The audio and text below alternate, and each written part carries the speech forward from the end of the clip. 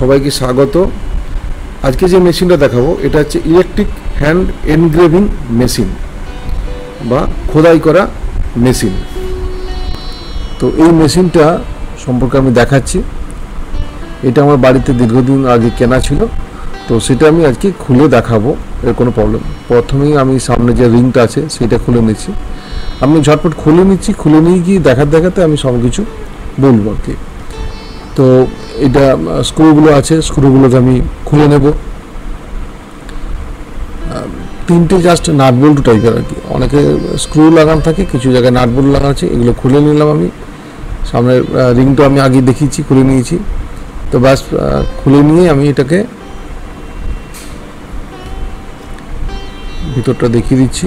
যে ভিতরে একটা ট্রান্সফরমারের মতো দেখতে একটা ম্যাগনেট আছে, এই ম্যাগনেটটাই কাজ করে। আর এই যে দেখা যাচ্ছে রডটা, এই রডটা ভাইব্রেট করে। পিছনে একটা সুইচ আছে, সুইচটা দিয়ে ওপেন করা যায়। তো আমি খুলে হাতে দেখাচ্ছি, হাতে নিয়েছি আমি। এই রডটা যেটা বললাম, এই রডটা কিন্তু ভাইব্রেট করছে। আর এই কেবেলটা অনেক সময় যদি কেটে যায় সেটা একটু লক্ষ্য রাখতে হবে। বাস এসি কেবেল, এসিতে চলে 220 ভোল্ট। মেশিনটা এমনিতে সবই ঠিক আছে, ঝালাইগুলো ঠিকঠাক আছে, দেখে নিয়েছি। আর ভাইব্রেশনটাও, এই যে রডটা যেটা, এইটা সামনের দিকে ছোচল অংশ, পিছনে এই যে যেটা নাটের মধ্যে দেখাচ্ছে ঢিলা করা যায় এবং টাইট করা যায়, এটা দিয়ে ভাইব্রেটটাকে নিয়ন্ত্রণ করে। এই যে পিছনে একটা গ্যাপ আছে, এই গ্যাপটা দিয়েই কিন্তু, এই গ্যাপটা যত কম হবে তত ম্যাগনেটটা পাওয়ারটা একটুখানি ওকে কম ভাইব্রেট করবে আর কি। আর গ্যাপটা যত বাড়বে, অর্থাৎ পিছনে নাটটা যদি ঢিলা করে দিই ভাইব্রেটটা বেড়ে যাবে। এই হচ্ছে এটার কাজ। আর সামনের দিকে ছোচলটা যখন আপ ডাউন করবে তখন এটা এনগ্রেভিং হবে বা খোদাই হবে আর কি। আমি একটু মোছামুছি করিনি, ওটা দীর্ঘদিন বাড়িতে ছিল বলে এটাকে একটু ময়লা টয়লা হয়েছে, তো সেটাকে আমি একটু মুছে নিচ্ছি। এই মেশিনটা কোথাও গ্রিজ করার খুব একটা দরকার পড়ে না, ঝালাইগুলো ঠিকই আছে দেখা যাচ্ছে।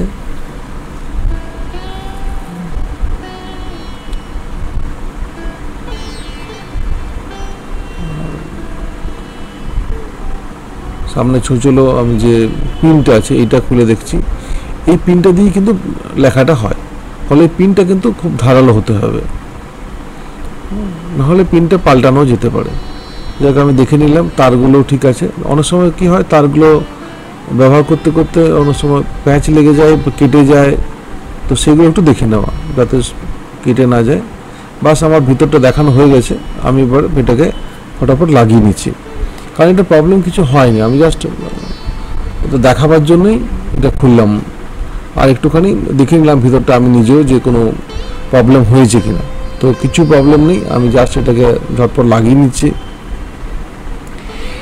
এই এনগ্রেভিং মেশিনটা দিয়ে কিন্তু অনেক রকম কাজ করা যায়। আগে বাড়িতে আমাদের যে থালা বাসন ছিল কাঁসার, সেইগুলোতে কিন্তু আগে এনগ্রেভিং করে কিছু নকশা করা হতো, কিছু নাম লিখতো, এগুলো অনেক কিছু লেখা থাকতো। আবার বিভিন্ন লোকে যখন বাইরে কোথাও যায়, কিছু জিনিস কিনে নিয়ে আসে বিভিন্ন ধাম থেকে, তো তখন ওরা কি করে, ওইখানে স্মৃতি হিসেবে ওটাকে লেখায় ওখানে। তো সেখানেও কিন্তু এই ধরনের এনগ্রেভিং মেশিনগুলো ব্যবহার করা যায়। তো এই জায়গায় আমি পিছনের নাটটা টাইট করে দিচ্ছি। এটা দিয়ে যেটা বললাম নিয়ন্ত্রণ করা যায়। এটা যত টাইট করবে তত ভাইব্রেশনটা কম হবে, আর যত ঢিলা থাকবে ভাইব্রেটটা বড় হবে। আর এই সামনে ছোঁচলো যে নবটা, এটাও লাগিয়ে নিচ্ছি আমি। এই ছোঁচলোটা কিন্তু ভালো থাকতে হবে, এটা যদি ভোঁতা হয়ে যায় তাহলে কিন্তু যে লেখাটা লিখবো আমরা বা যে নকশাটা করব সেইটা তখন ঠিকঠাক হবে না। প্লাস আমার লাগানো হয়ে গেছে। ছোট্ট মেশিন আমি বললাম যে এটার মধ্যে কিছু খুব বেশি পার্টস নেই।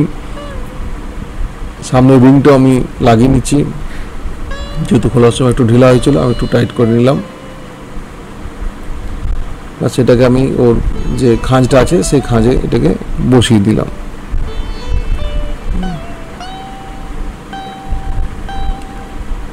বাস আমার ঠিকঠাক করে লাগানো হয়ে গেছে। এরপর আমি এটাকে টেস্ট করে দেখাচ্ছি এটা কিভাবে এর লেখাটা করা যায়। এই ছুঁচুলো অংশটা কিন্তু ঠিকঠাক হতে হবে। আমি পাওয়ার সাপ্লাই করছি, পাওয়ার সাপ্লাই দিয়ে দিলাম আমি, এরপর আমি চালিয়ে দেখাচ্ছি। নবটাকে অন অফ পিছন দিকে আছে, আর এই ভাইব্রেশনটাকে যত টাইট করবো ভাইব্রেটটা আওয়াজটা দেখে বোঝা যাচ্ছে যে কীরকম ভাইব্রেশন হবে আর কি, আর কীভাবে মানে কতটা ডিপ খোদাই হবে কতটাই হবে। তো আমি এটা প্লাস্টিকের উপরেও করা যায়, পিভিসির উপরে করা যায়, তো এটা আমি করছি, কিন্তু এটা হয়তো আপনাদের কাছে দেখা যাচ্ছে না যে কতটা কীরকম কী আসছে। তো আমি হাতের কাছে একটা মেটাল পেয়েছি, এটা স্টিলের উপরে করা যেতে পারে, কোনো অসুবিধা নেই। এখানে আমি করে দেখাচ্ছি জাস্ট ছোট্ট, আমি একটা কিছু সেরকমভাবে ভাবিনি কি লিখবো, হঠাৎ করে একটা লিখছি কিছু, আর এটা দিয়ে খুব সুন্দর নকশা করা যায়। এবার এইগুলো হচ্ছে হাতের প্র্যাকটিসের ব্যাপার, যত আপনারা প্র্যাকটিস করবেন তত ভালো এর মধ্যে নকশাটা তুলে আনা যেতে পারে। এইগুলো আগে কিন্তু ঠুকে ঠুকে করতো, বিভিন্ন সময় সাইকেলে, ঘড়ির পিছনে, তারপরে এই কাঁসার থালা বানানো ঠুকে ঠুকে বানাতো। এখন ইলেকট্রিক এনগ্রেভিং মেশিন হওয়াতে খুব সুবিধা হয়েছে এটা। তো এটা একদম খুবই সুন্দর একটা মেশিন, আমি বলবো বাড়িতে অনেকে রাখতে পারেন। কাঁচের উপরেও কিন্তু আগে লেখা যেত, এটা মানে লিখতো আর কি, কাঁচে ছোটো কাঁচের মধ্যে লিখে রাখতো, তো সেটা প্র্যাকটিসের উপর নির্ভর করছে। তো মেটালের উপরে খুব ভালো কষ্ট দেখা যায় আর কি, সেই জন্য আমরা মেটালটাকে এখানে দেখাচ্ছি।